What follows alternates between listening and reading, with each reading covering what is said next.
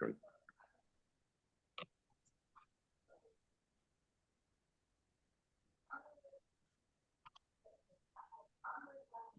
Hello, welcome to everyone who's joining us. We're going to get started in a few minutes. We're waiting for Commissioner Covo to join us. I know the commander was here a few minutes ago, so we're going to try to make sure that he is a panelist.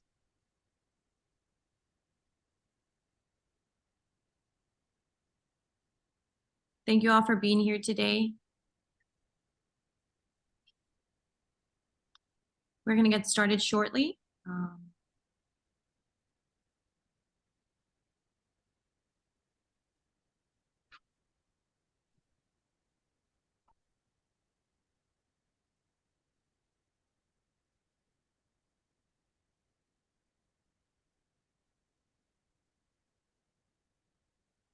Hi, good afternoon, everybody. We are going to get started shortly. We're waiting for Commissioner Covo to join us. I know the Commander Valdes is here, so we're waiting for him to log in as a panelist, and we'll get started in a few minutes. Thank you for being here.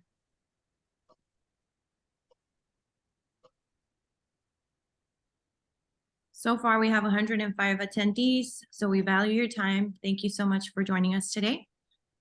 My name is Abby Ape. I'm with the Brickell Homeowners Association. We're here with our president, Ernesto Cuesta, as well as our board members who are attendees. We'll get started in the next few minutes, so thank you for your patience.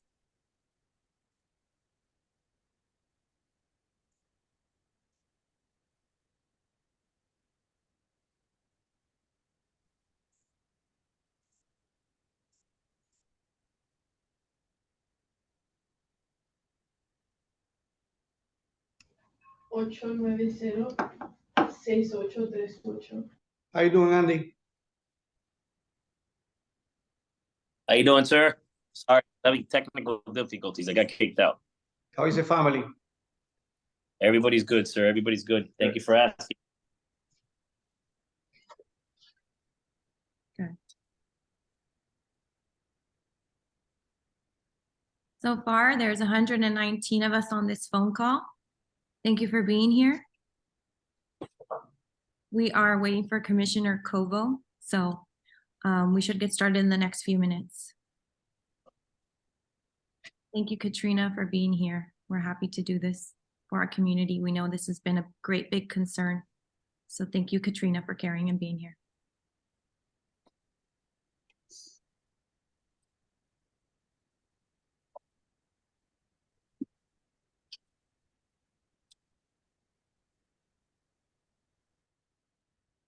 Hi, for those of us who are joining us today, my name is Abby Ape. I'm the Managing Director for the Brickell Homeowners Association. I'm here with our President, Ernesto Cuesta. We thank everyone for being here. We're waiting for Commissioner Covo's office to join us. So, Is that you, Carlos? From yes, Mayor's Office. Hi, how are you? Yes, very nice to meet you. Thank you for the correspondence. Thank you so much. Absolutely. And Abby, nice to meet you too. Hi, I'm Abby. I'm sorry, I didn't I'm catch you. Mayor. Carlos Suarez. Suarez from the Chief of Staff of the Mayor.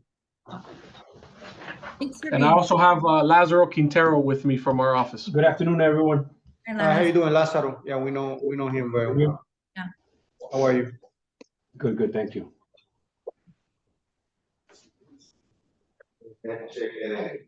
Okay, well, it's 2:04. I don't want to keep anybody waiting too long. So we'll get started, and then we'll wait for Commissioner Covo to arrive. I know it's Commission Day, so she's probably caught up, but I want to respect everybody else's time. Okay, I just heard she's signing in now. Great. So let's get started. Oh, there she is. Hello, good afternoon. Good afternoon, Commissioner. How are you? Good, thank you. How are you doing? Yes, fine. How is the family? Good, thank God. Good. That's what we want. Awesome. Well, thank you all for being here today. I'm going to go ahead and get us started. If you have any questions, we'll be sure to address those promptly as possible. But hi, everybody. Thank you for joining. My name is Abby Ape. I'm the Managing Director of the Brickell Homeowners Association. I'm here with our President, Ernesto Cuesta, as well as some of our board members and the residents who are on this phone call. Just general rules. If you have any questions, please feel free to drop those in the chat. Also, please note that this is a live recording. It will eventually be shared online so that people could access it and view it at a later time. We're so honored to have Police Chief Manny Morales here today, Commissioner Covo, as well as the newest Brickell Commander, Commander Valdes, and Mayor Suarez's office. Also on the phone call is the staff of Commissioner Higgins. And so we are here to speak about a very important issue, things that happened over the weekend.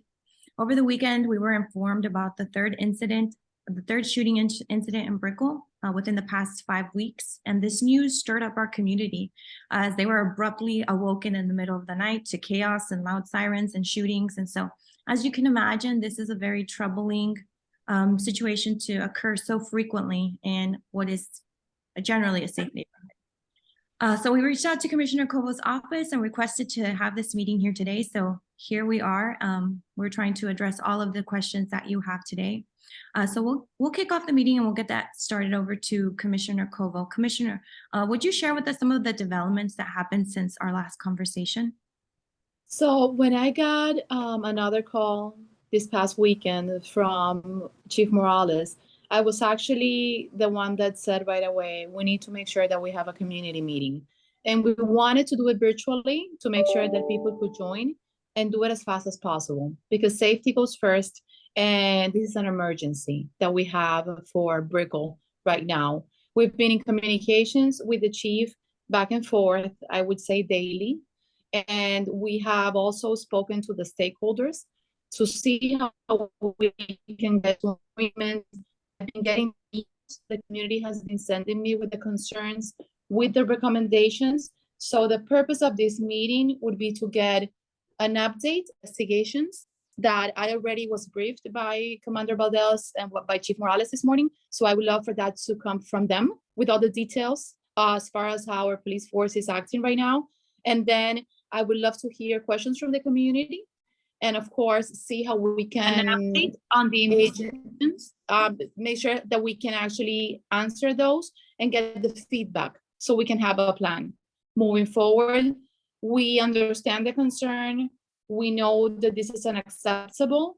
And again, like I mentioned before, safety goes first than anything for the community. So being said that, I would like our Commander Valdes, that he gave me a great update this morning to tell us exactly where we're at right now with each of the shootings that happened. I think that it's important, and he's been in communications with each of the property associations for the buildings surrounding the property, but maybe it would be good to go through those updates again here during the meeting. So Commander, please go ahead. Good afternoon. Thank you, Commissioner. My name is Andres Valdes. I'm a newly commander for Brickell. I've been here approximately four and a half months. And overall, the crime, just so we can, I don't want to tell anybody any different, but it's an isolated incident that's taken place. Overall crime for Brickell is actually down. It's negative 5.8%. But I will talk a little bit about these incidents and how they came about. There is the last incident is still an open investigation, so therefore I can't give out too many details, but I will give you as much as we're able to provide. The first incident that took place at the Corner Club, or actually across the street from the Corner Club, which is behind the Seacrest Bank, the parking area, was on August 28th. On August 28th, at approximately 5 in the morning, there's an argument that takes place within the establishment of the Corner Club. Security at that point determines they escort some gentlemen outside, and they retain the other part of the party that was fighting. That eventually spills out into the street. That's the incident that was watched on Only in Dade, that everybody sees the back and forth exchange of gunfire. What I tell everybody, and we noticed after when we watched it several times, if you notice in that video, nobody actually was really running. Everybody's actually just walking. But based on that incident, which was the first incident, August 28th, there was 2 arrests made, and there was 1 arrest warrant that was issued. That gentleman fled to Cuba. He left the country. So out of that incident, like I said, two arrests were made, and one, the gentleman fled to Cuba.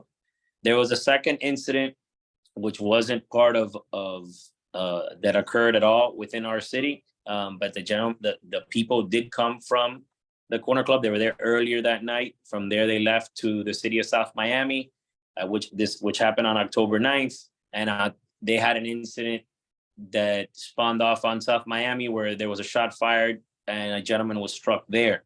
That incident had no correlation to our first incident at the Corner Club, but I mention it because the patrons from the Corner Club had started at the Corner Club following the promoter that the Corner Club had hired and went over to South Miami. An arrest was made on that incident as well, which occurred in October 9th. October 16th is our second incident in the city. The Corner Club has another party, same promoter. And at this time, there's an incident again inside the club, two males having an argument. They escort one party out. Second party comes out a little later. They're waiting for him. There is what they exchange gunfire. A couple of rounds strike the bonds, the building of the bonds. On that case, the detectives are still working it. They have identified the gentleman who was a shooter. They will be making an arrest shortly. They just haven't finalized that case.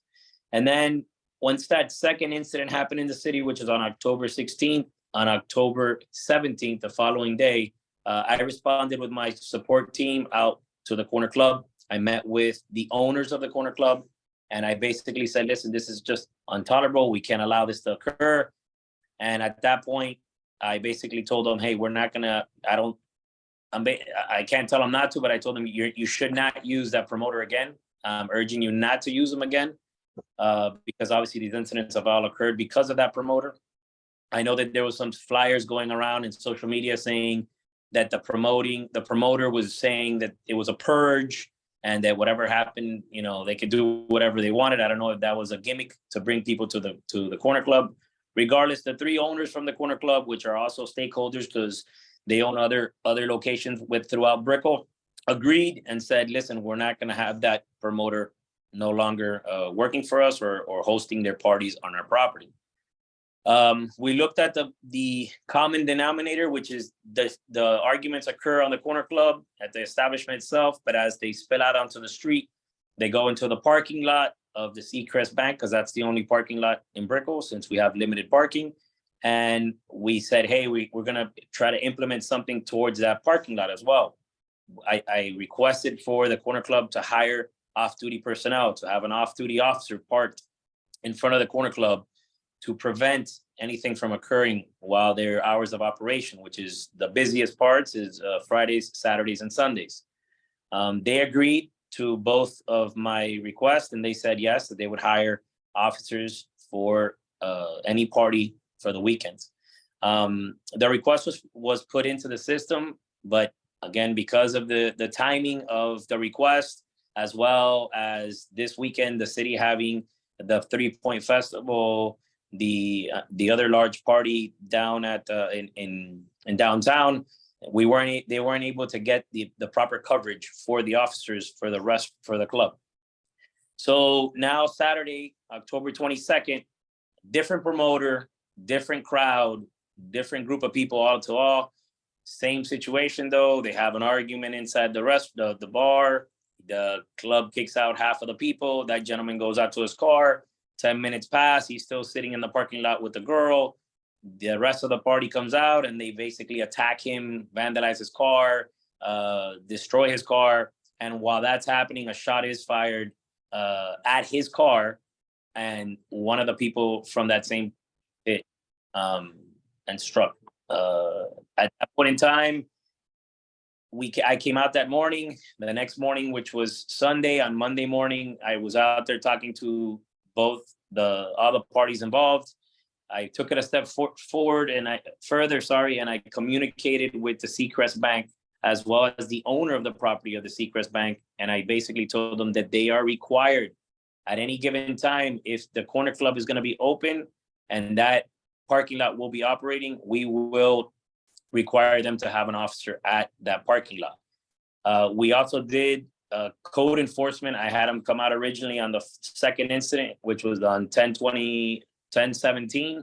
And we conducted a check of their licenses. Code enforcement verified that they did have an active force COP. They actually have 2 BTRs that are operating for their for their supper club. And that was checked out through code compliance.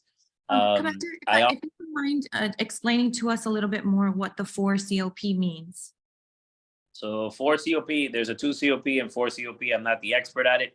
2 COP means that you could have alcohol and wine sales, and it's consumed on premises is what the COP stands for.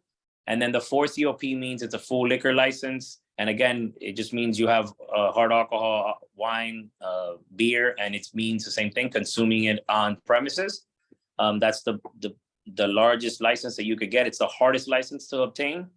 And then the BTRs obviously are the business tax receipts, and code would be the people to ask more about it than me, or maybe the chief can elaborate a little bit more than I can.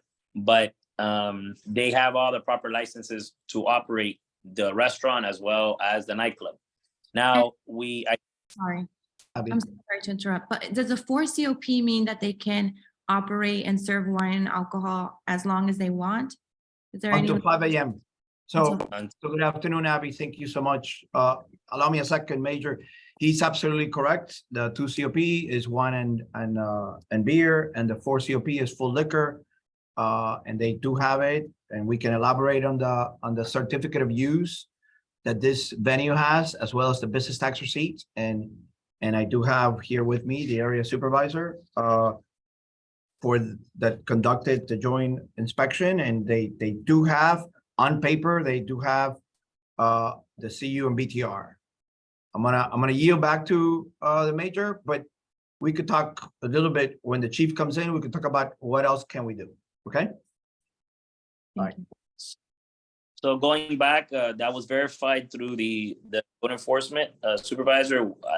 I also made sure that we spoke, like I said, to the business across the street for the bank, to where they're using this as parking space, to have an officer assigned to that location. After meeting with the chief today, he implemented that he also would like to have a fire watch. A fire watch basically requires a fire inspector to be at the location, and he will verify the occupancy of the location, so that they're not they don't go over their occupancy, and it's not such a large location, and it prevents them from bumping into each other or deciding that they want to fight. We also took the preventive measures of putting a camera, it's a mobile trailer, and it's right at the fork, right at 12 and South Miami Avenue, and it's pointing in the direction north of South Miami Avenue and just west. So any incidents that would happen there, this trailer would capture it.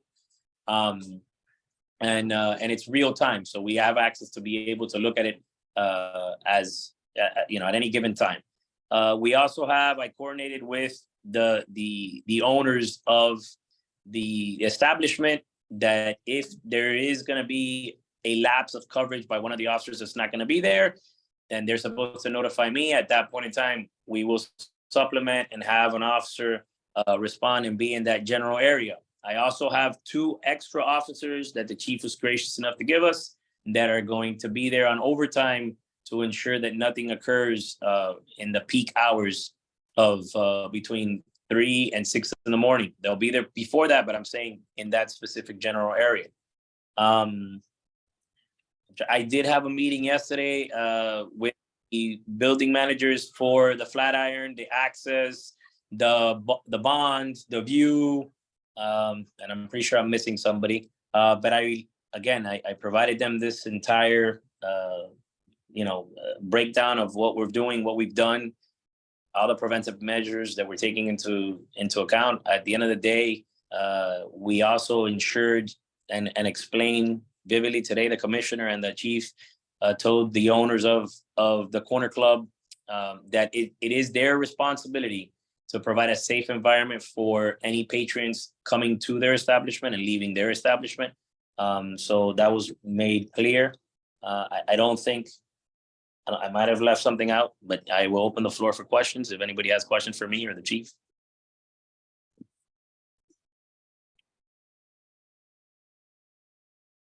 Yeah, there's definitely some questions in the chat, so let's go ahead and take a look there. If I can see them.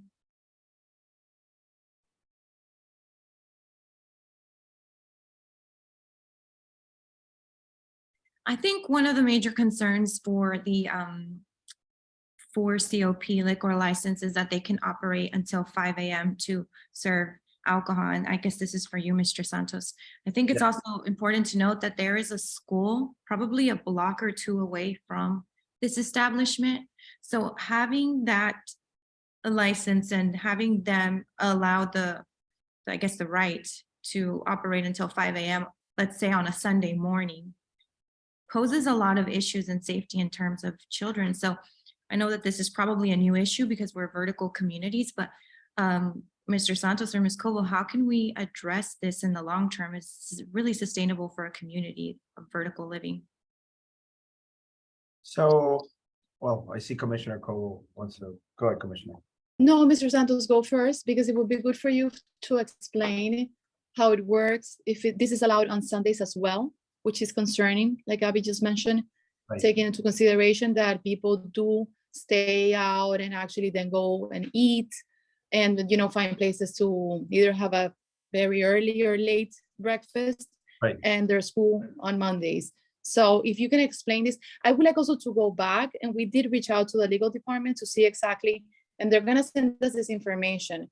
When did the ordinance change for us to be able to sell liquor until 5 a.m.? I know that it was a long time ago though. Because I do remember back in the day when Brickell Flatiron was not there, the bond was not there, and Mary Brickell Village started being a place for clubs, how it started, like, I think it went from 3 to 5. I just want to make sure that I find exactly when did this happen. And then moving forward, I do understand that the community has changed, so I guess changes are going to be made. So Commissioner and Abby, thank you so much for the invitation. I was actually in Commissioner Covo's agenda review and jumped back in here. When I saw her leave, I'm like, all right, if she leaves, I can leave. Okay, so to your point, the question is, and I know that George Wyson, the deputy city attorney, was explaining to you, Commissioner Covo, this area had 3 a.m. All the way to 3 a.m. And then there was a change, an amendment in the ordinance allowing for this area to go to 5. I cannot tell you, Abby, when was that took effect, but I'll be happy to explore and get that information to you and the commissioner.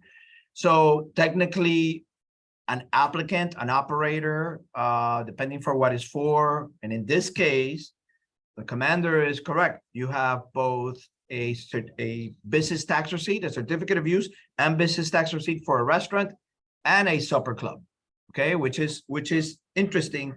We're coming across, just as a mini sidebar, we're coming across many venues that only do the restaurant, and lo and behold, at 11 o'clock, they go through a metamorphosis, become a club without the proper licensing. This place has the proper licensing, okay? So what I can say is the fact that they have the proper licensing, they have a requirement to behave and operate correctly. And it is not the first time that we've addressed, along with police, venues that don't adhere to the process, and there's life safety concerns like shootings and whatnot. And when that happens, we code, along with PD, initiate a process that is called business tax receipt revocation. That revocation is started by me in collaboration with PD. So I can give you an example. There was another place in Midtown called Victory Lounge. We had some shootings, we had some incidents, and we were effectively removed their ability to operate for a period of 6 months. I would like to get with police to look at the level of egregiousness and all these shootings, and along with legal for consideration of a BTR revocation. I'm not saying it's going to happen. I'm saying that we need to explore that, and I'll be happy to be taking the lead on that.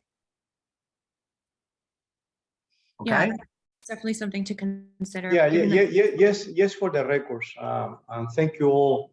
First of all, I would like to commend Commissioner Covo for her engagement in this matter, as well as to Commander Valdes. I think that he's doing a phenomenal job in this area. But going back to the issue here, as the commissioner said before, the population in the area had changed, the needs had changed. We have schools, we have many children now living in the area. We didn't have many children living here in the past 20 years as we have right now. And we are not against business, by no means, but we need to have quality of life. And this is a major issue. So that's all that I want to say from my end. And thank you so much. Thank you for the mayor's office engagement in this communication. Absolutely. Yeah, I agree with Mr. Santos. I think revisiting that to change because of the proximity to the school and the amount of residents in the community is very important. Commissioner Covo, did you have something to add? Yeah, I mean, I wanted to ask regarding the supper clubs. How does that work exactly?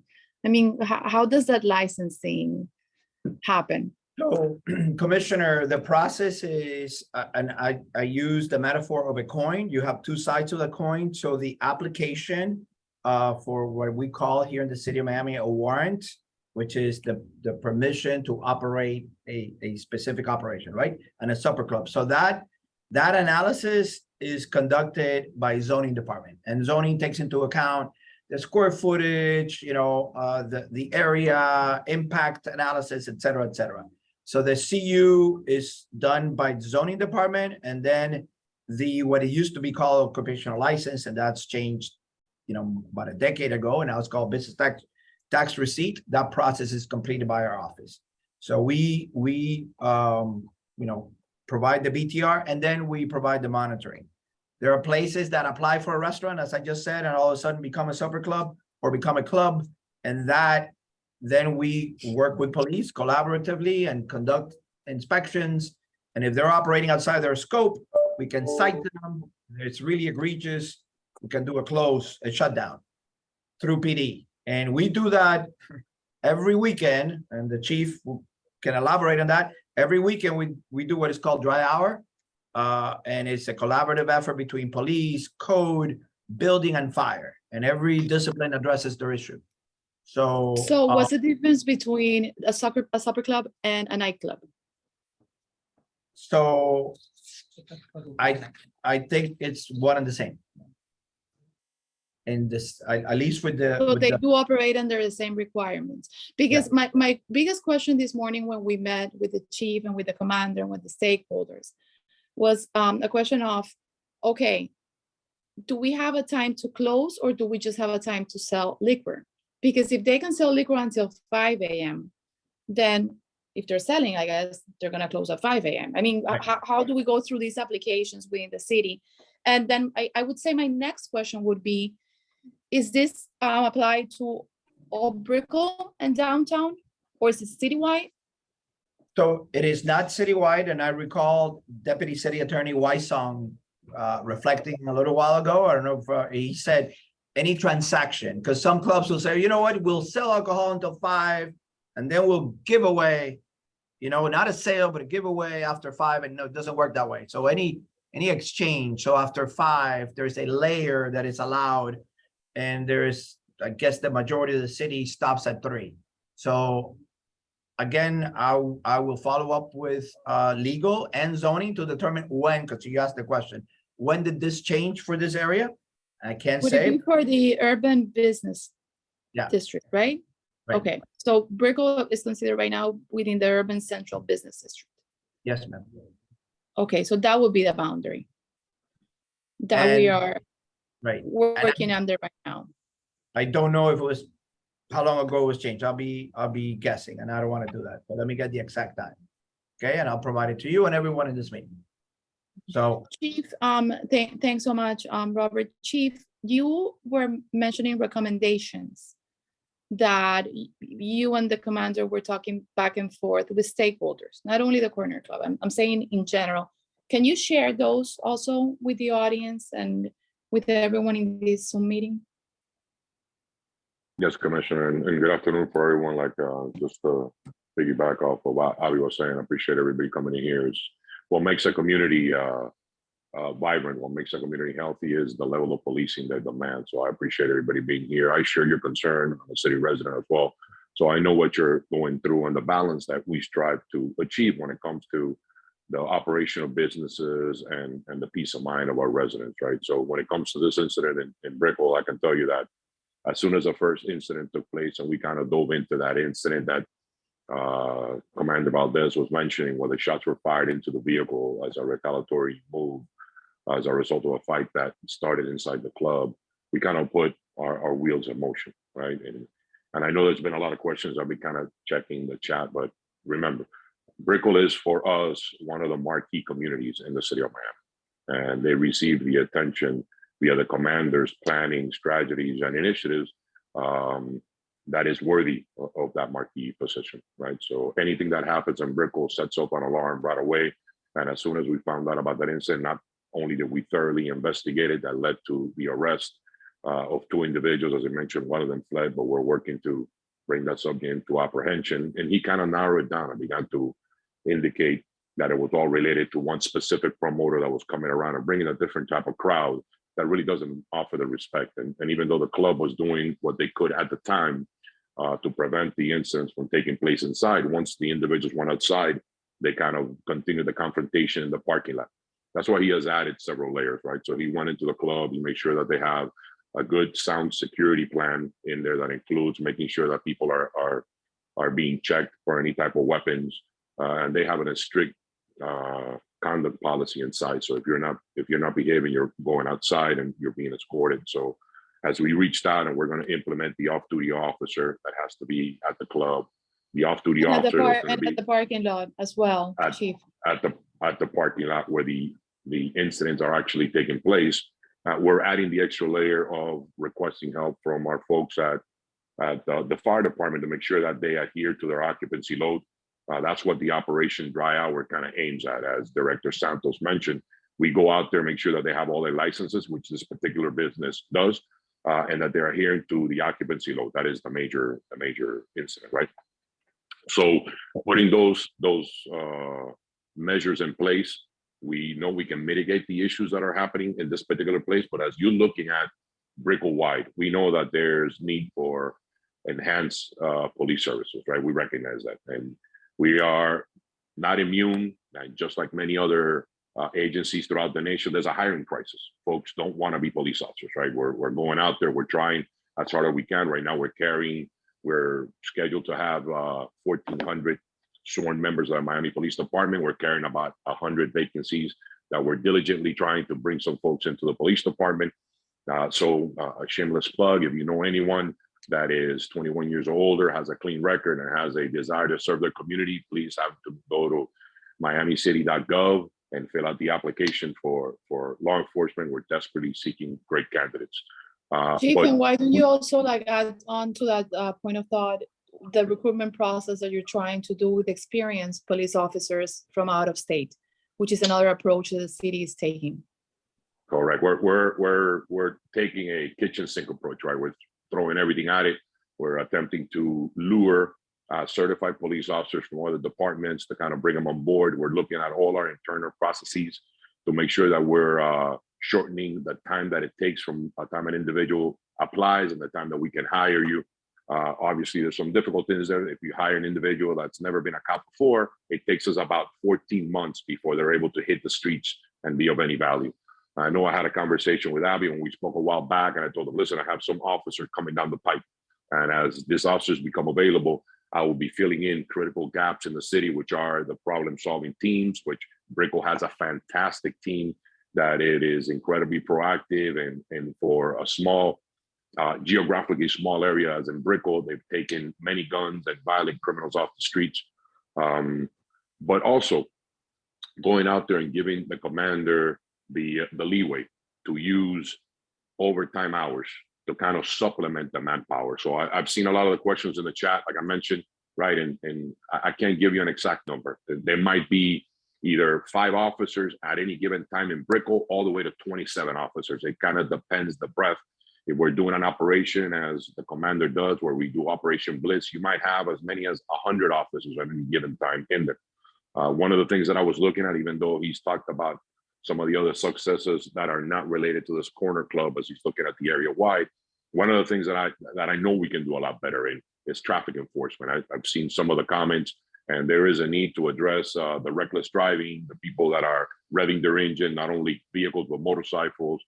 We are partnering with Miami-Dade County to do an operation where these street intersections are taken over and the folks are doing donuts, and we made some valid arrests coming out of that operation. So we are cognizant, we hear you. There will be some more attention that's coming in there. And I welcome everybody to put in the chat. The commander's gonna put his email and his contact number. So if we could use the Brickell homeowners as a vessel to change that, to channel that information in, and have the commander begin to give weekly updates on our progress and some of the challenges that we're facing in Brickell. Because I want everybody to understand, right? I want everybody to kind of see what we're doing, how we're handling the situation, and that we hear their concerns and approach everything with transparency. I know everybody's like, hey, we pay a lot of taxes, we want to be safe, we deserve to have an officer in every corner. I'm here to tell you, I would love to do that. We're nowhere near to being able to do that, right? We kind of manage policing services and the deployment of officers on a per need basis. We have changed some things internally, and we're striving to get to a place where we can have more. My concern is not only the safety of addressing this nuisance spots, but it's also making sure that when you pick up the phone and you dial 911, that an officer from the city of Miami gets there as quickly and as safely as possible to deliver professional service and resolve the situation, right? So those are all things that I have to kind of take into account when I'm looking at the deployment of the manpower of the forces. So I've seen some of the other questions. Abby has my contact number. I'll be here as long as necessary to address any other issues or concerns. But know that we are truly committed to ensure that Brickell continues to be one of the safest areas, not only in Miami, but in the nation. Yeah, I And appreciate. to add to that, Chief, we are reading the emails and the concerns regarding the time of the liquor to be sold to 5 and the request from people to want some change. So we are exploring the possibility. I think that we should start by analyzing Sunday, because I think Sunday, if we have school on Monday, doesn't make sense at all for us to be selling liquor until 5 a.m. unless it's like an entertainment district, which we only have 1, if I am 2 in the city. We only have 2, right? Winwood. Winwood and downtown. Yeah, exactly. And even downtown has become more residential now. So, you know, we understand that the city has changed. We understand that we have more people, more young families, more seniors. And we need to be able to address the needs for quality of life. And I can assure you that public safety goes first on top of anything. We do understand the concerns of the stakeholders and of the businesses, because of course we want to make sure that the businesses also thrive, but we need to find a balance. So this type of feedback is great. You can always reach out to my email and even via text. Most people know my cell phone.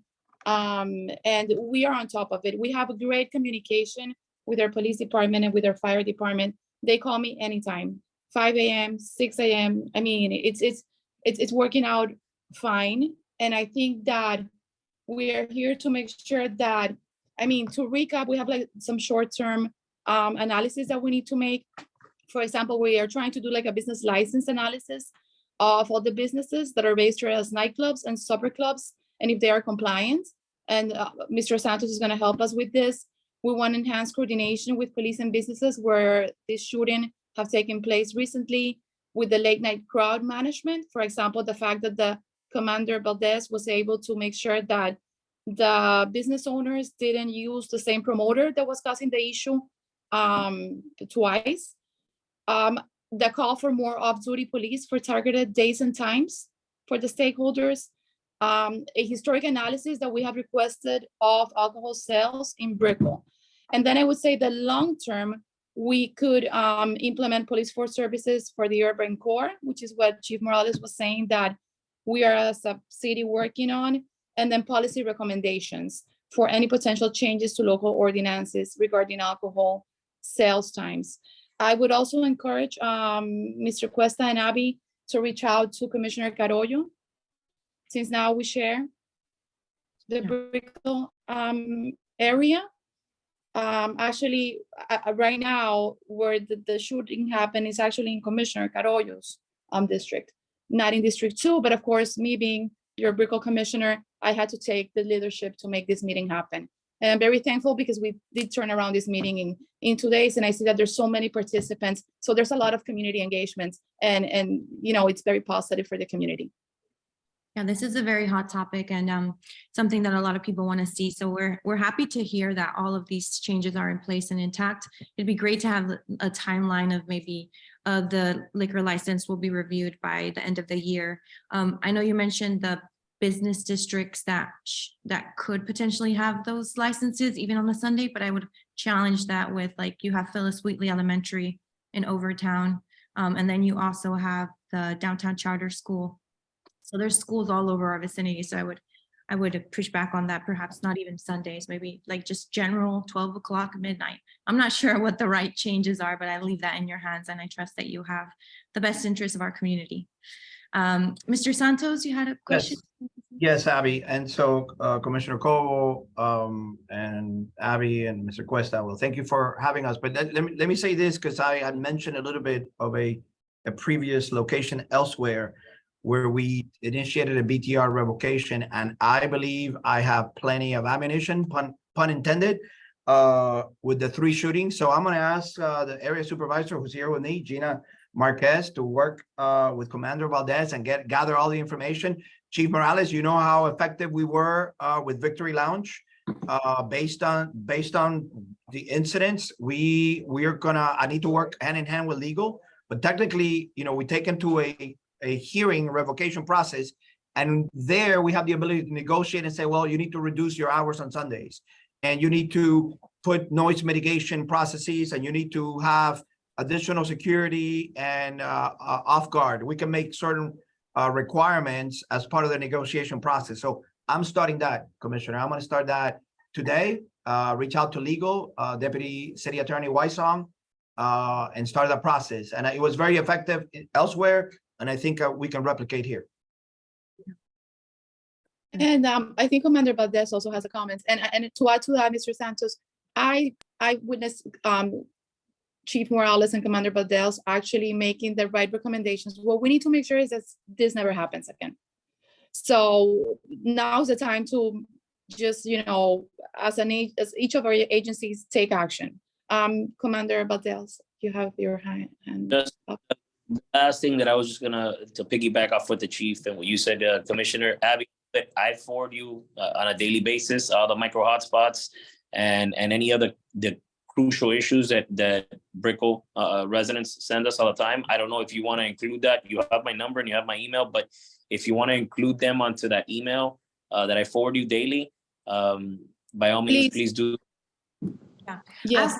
Special shout out to Commander Valdes. Every single morning at 5 a.m., their team takes and visits hotspots that are known to house unhoused individuals. Every single morning, they offer them services. They send us photos of the progress they've made, and they show us like an empty lot because they're proactively seeking out to house these individuals. So I love receiving those emails. If you would love to receive those emails, just send me an email to info@brickellhomeowners.org. I'd be happy to create a special list so you are too able to see that. And I really commend Commander Valdes and his team for doing that. So thank you all. Commissioner Covo, I'm really pleased to hear all of the things you guys are doing. So we're gonna recap them. I just wanna make sure I don't leave anything out. If I do, please let me know.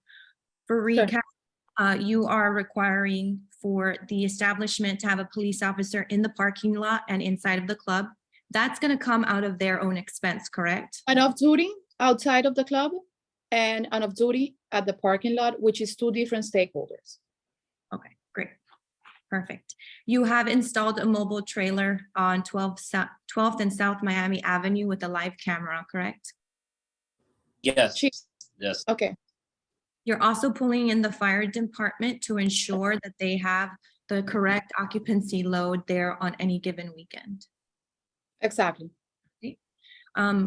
To address the police increase that we've requested, You guys are actively aware, you know that there's a problem where you want to increase the police presence, you're recruiting outside of different departments, and you're doing your best to get more police officers here to the city of Miami. So it's not that you're not aware, you're very well aware and you're working actively on it.